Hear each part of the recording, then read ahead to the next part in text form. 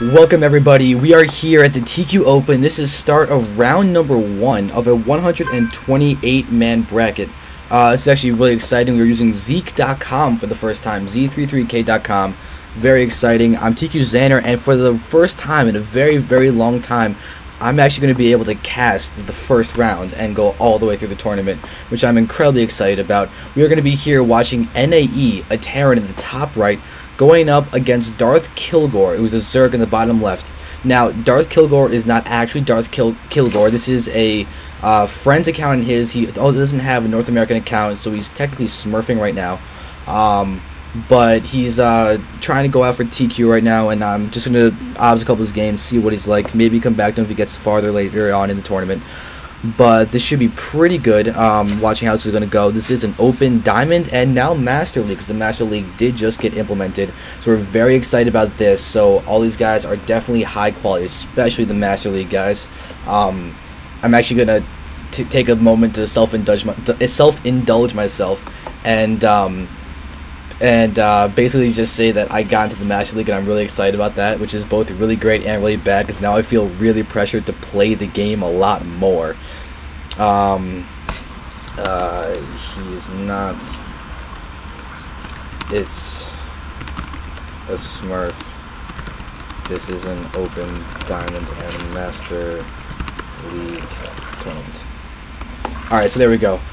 Just doing that just because it is an open Diamond and Master League tournament, so I just don't want anybody to think that he's not in either of those leagues. He did talk to me beforehand. That's how I know this stuff. And oh, look at this, we have NAE going double barracks right now at the front and the back. Kilgor is going to start. I'm going to call him Kilgor because I don't know what his actual name is. But now here we go. He does have this barracks and stuff out here. He's going to do some harassment. NAE is actually going to be in a pretty good spot. He's going to be able to put on a lot of early pressure. Kilgor did not go hatchery first, which actually makes this easier to defend as you get spine crawlers up faster at your natural. But for now, Kilgor is just going to be doing a really early pool, going to go for the early metabolic boost, and he's also going to go for a faster expansion than you normally would with this kind of build. Generally, Zerg will get their expo around 20-21 when they do this build, but it seems that Kilgor is really just going for a weird blend of the two games, and now he's actually continuing to mine from the extractor with one drone. I'm curious what his follow-up's going to be with this.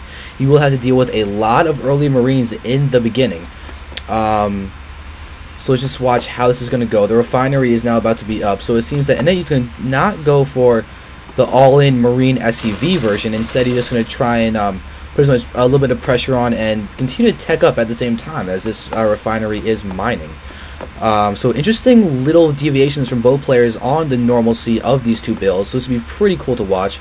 Kilgor is continuing to mine with just one guy. I'm curious if he's going to go for a really fast Roach Warren or Baneling Nest, maybe, if he's going to actually use this gas. Or maybe just try and time it so that this drone is going to finish mining 100 gas and then just get a layer up fairly quickly. He is going to be getting this queen out though, so I don't know how the time's going to work out on this. I'm a Protoss player, so I'm not perfectly clear on that. But right now, Kilgor is going to escape with this Overlord not dying from these two Marines. It seems that a lot of Marines are back here, and we do have a tech lab coming off from NAE. So he is not going to do the full all-in thing. He does have command center building, so he will be able to send SCVs and then just continue to produce double SCVs and mules out of both command centers or all the commands that he will have. So this is a pretty good follow from both players. Now we do see the Zerglings coming out. And if you look over here, we do have the Baneling Nest being made. So that's how Kilgor is going to be using the gas that he is getting. He's now continued to mine with 3 guys into this extractor. So his gas production and Zerglings with Banelings and all that will be able to come out. And controlled correctly, he could do a lot of damage, just mainly Marine Force to NAE. But if NAE micros this well, he'll be perfectly fine. There is no stim yet, it would seem. The tech lab has not been used yet. He's just continuing to get out Marines, taking out a lot of those Zerglings.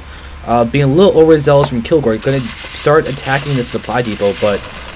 Ooh, good. He actually is not going to lose a Zergling to that little harassment over there, but this command center is almost done. So NAE is looking to be in a pretty good spot, though he hasn't put a ton of pressure on. Kilgor's later expansion seems like it will actually pay off. He's not transferring drones, though. So he's now oversaturated. Or at least he had perfect saturation in his main. And he's continuing to send drones over here, not being very optimal with his with his drone mining, but still not bad. He is spreading creep. He does have creep terminals out. He continues spreading that right now. He's got a good job having a couple of Zerglings out here to spot this push out, but he's been able to harass the supply depot a lot. And he's got to keep an eye on these Marines. He doesn't have a vision of this path. He's not controlling the Xel'Naga watchtowers either.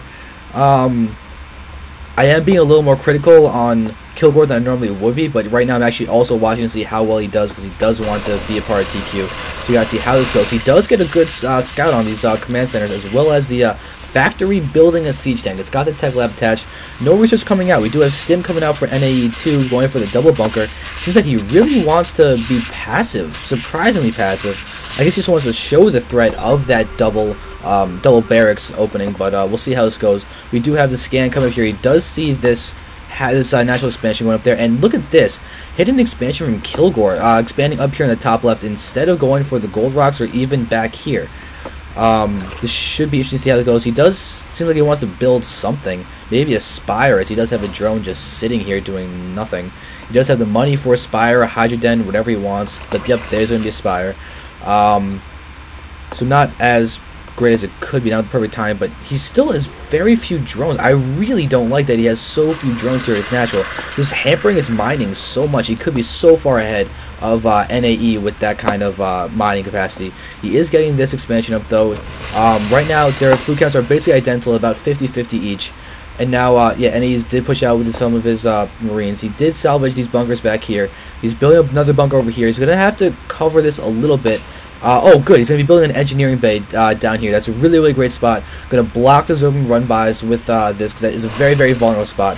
Now, Kilgor does get the scout on the fact that NAE did put out his expansion out over here. Now, these rocks are still there, unfortunately. This expansion did get finished, so we'll see if Kilgor can actually do that. He's got to start connecting the two bases if he wants. Let's try and keep it hidden and just start progressing with his creep normally up here. Let's just see what their APMs are just for the fun of it. 300 average APM from Kilgor, so that's pretty beastly. 125, fairly normal, good for NAE. But Kilgor is got a lot of hand speed. That's definitely something that's going in his favor. NAE does now have tanks. This one's kind of spazzing out a little bit, but okay, it's not spazzing. That's good. NAE is ahead in the food count a little bit. Let's look at the units for a second. We can see that we have 44 drones versus 30 SCVs. So Kilgor's done a great job of droning up. You can see in the income that he is very, very far ahead.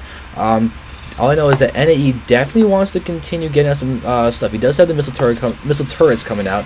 Look at production for a second. We see we have 3 mutas coming. Do we have any on the field already? No mutas on the field yet. Now those 3 have finished. Only 1 coming out now, though. Kilgor not timing his mutas to come out with about 8 or 10 apiece. He could probably. He might want to start getting his extractors over here and start really getting his gas mining. There it is. There's the extractors. Queen is up here, spreading his creep again, doing fairly well in that. But moving out with 3 mutas, that's not good. Did let's see. Did NAE did see the spire, so he did have enough time to get things up. But really, with only 3 mutas, Kilgor's not going to do any real damage. This turret out here is actually almost